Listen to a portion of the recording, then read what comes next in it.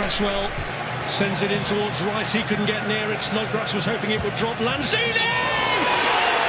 incredible! What a goal from Manuel Lanzini! And the most unlikely of comebacks from West Ham United has happened!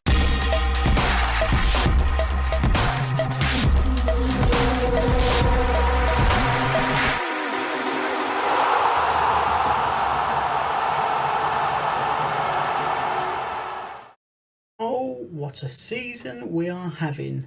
We all remember that last game against Spurs, don't we? And that Lanzini, and especially these two who went viral for their reactions. Good job, guys. Good job. Gareth Bale, come on, made his Premier League return against us in the last game and did absolutely nothing. And since then, he's gone on to do absolutely tremendously in sitting on the bench.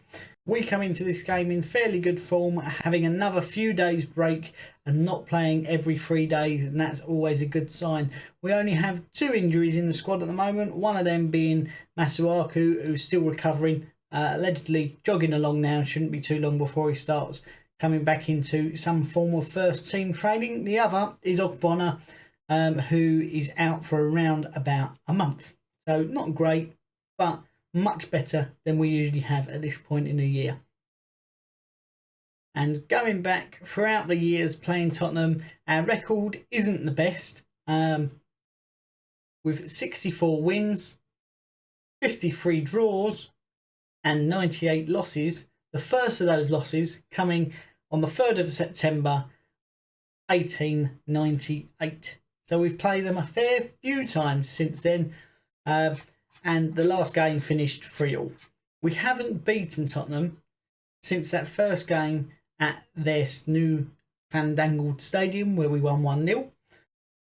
But we are in better form than they are. They've had 1 win in the last 5 Premier League games. However, as we always say as West Ham fans, form goes out the window for this one. It doesn't matter if we've just lost 10 on the trot.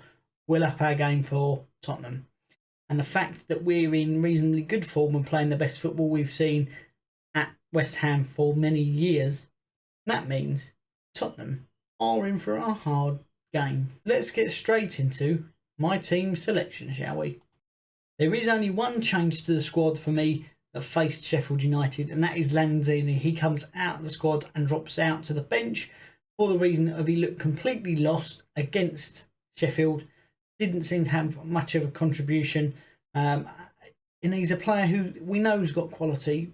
He's consistently inconsistent, which is not good for us as a Premier League team, especially now as we're pushing up the upper echelons of the Premier League up into the top 4. Well, I know we sit 5th behind Chelsea, but they don't really count as a proper team, do they? Right, so let's put those players in. Apart from Lanzini, you can tell who's going to come in for him, and that is Mikel Antonio. Apparently he's been suffering from fatigue, and they didn't play him against Sheffield United, and they didn't need to because we did boss that game. But here against Tottenham, it would be good to have a player like him having a couple of weeks rest, back at full capacity to run riot in that back line of Tottenham Hotspur. Soufal, for me, for pound, has got to be signing of the season, £5 million. And he's just been solid since he's come in. I don't know. I mean, yes, he has made 1 or 2 mistakes, but other than that, he has been completely solid and one of our best players and most consistent players this season.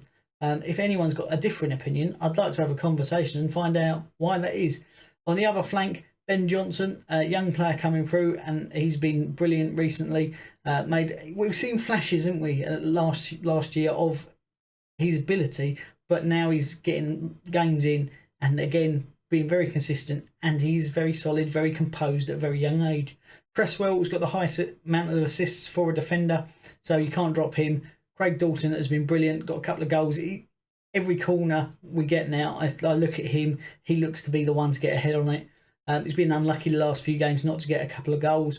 I'm sure he'll get one in this game, rising like a salmon above Eric Dyer or Davinson Sanchez and banging it into the top corner past Hugo Lloris. And Diop has come in for Ogbonna, played very, very well. but grabbed himself a goal against Sheffield United. So I think it was only fair for him to keep his place. Our midfield two, Thomas Souček and Declan Rice. Again, no complaints. Souček has been solid. He runs forward for goals. He mops up behind. He puts in the simple balls, and he just keeps running. And Declan Rice has taken over the captaincy and done brilliantly. He did sort of stamp his mark on the team with a goal from that penalty, maybe taking over the penalty duty from Mark Noble. I was a little bit nervous when there was a tussle for it. Personally, I do think Jesse Lingard maybe deserved a stab at it, but there is a hierarchy in the team, and if the captain's taking the penalties, the captain's taking the penalties, and it's only fair. He scored, they were mates beforehand, and I think that shows consummate professionalism from Jesse Lingard, who we've got in on loan, and who has been outstanding.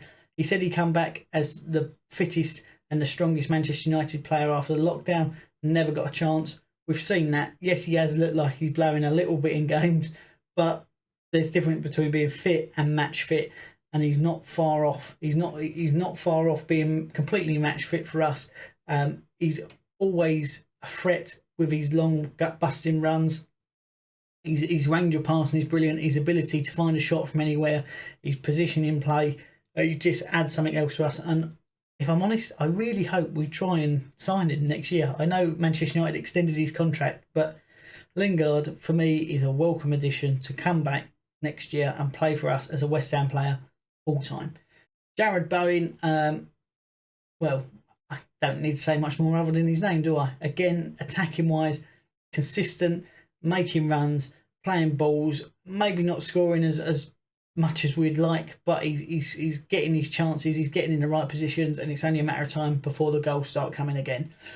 Mikel Antonio, he's an absolute monster. If Bruce Banner was a footballer, then his alter ego would be Mikel Antonio.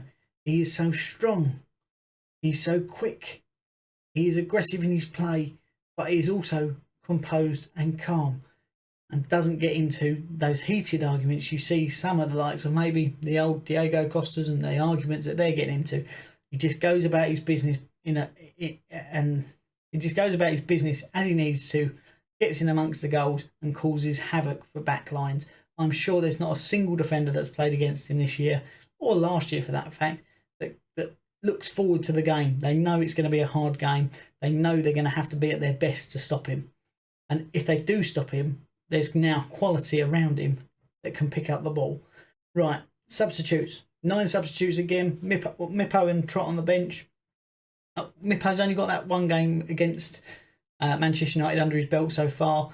He's a 17-year-old player, so we've got to give him time. We can't expect the world from him. But I do think maybe it's too soon to start him in this game. The stakes are high. Everyone wants a win. A draw and a loss isn't good enough. But if we come back from 3-0 down, then a draw is good enough.